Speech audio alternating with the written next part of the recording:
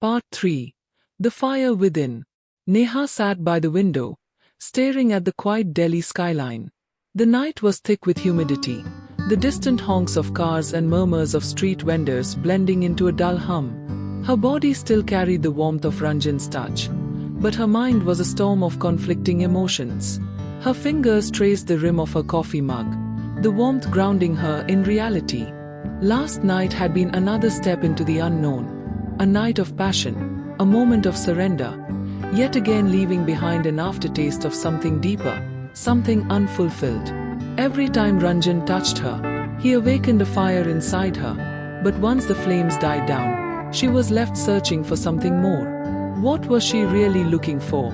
Love? Lust? Escape? Or something beyond all of these? Her phone buzzed, breaking the silence. Ranjan's name flashed on the screen. She hesitated for a second before picking up. Morning. Beautiful. His voice was warm, teasing. Neha closed her eyes. Morning. I can still feel you in my arms. His words sent a shiver down her spine, but she stayed silent. You are thinking too much again, aren't you? He sighed. She let out a small laugh. Maybe. Neha, it doesn't have to be complicated. But wasn't it?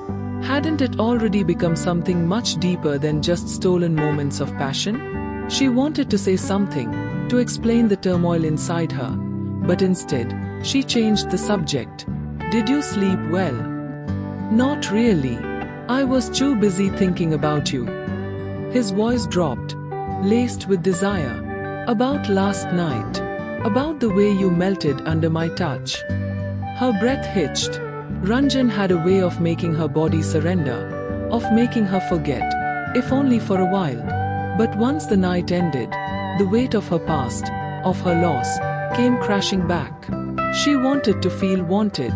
She needed to feel alive again. And Ranjan gave her that. But could she let herself fall? Neha, let's meet tonight. Her heart skipped a beat. She knew where this would lead. Another night, another moment of passion, another step into a dangerous kind of intimacy. I don't know, Ranjan. Why not? You want this as much as I do. She did. God, she did.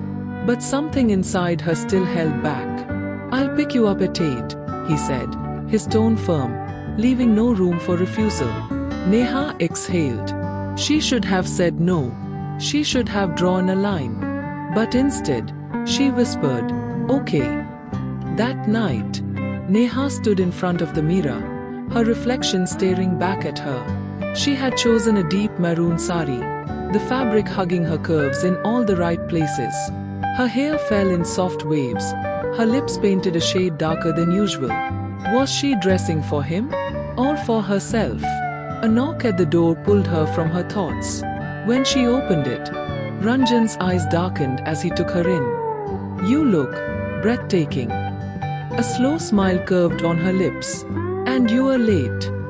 Had to make sure I was worthy of being seen beside you. He smirked, but there was a truth in his words, an unspoken admiration that made her heart race.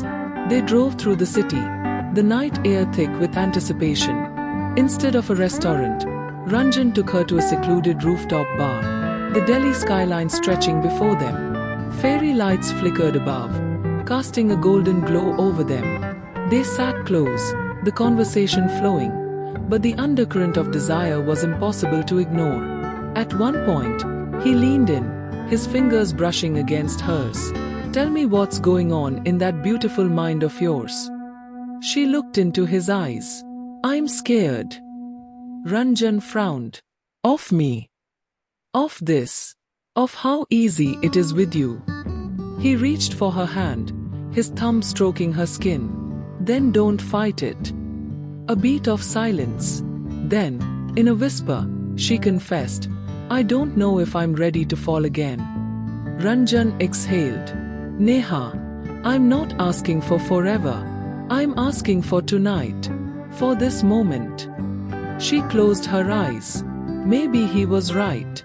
Maybe all she had was this moment. And so, When he pulled her closer, she didn't resist. When his lips met hers, she surrendered. When his hands traced the curves of her body, she let herself drown in the sensation. And when they ended up in his apartment, tangled in sheets and whispers, she allowed herself to forget, if only for one more night. But what happens when the night ends? Would she still feel whole? Or would she once again wake up to the emptiness inside?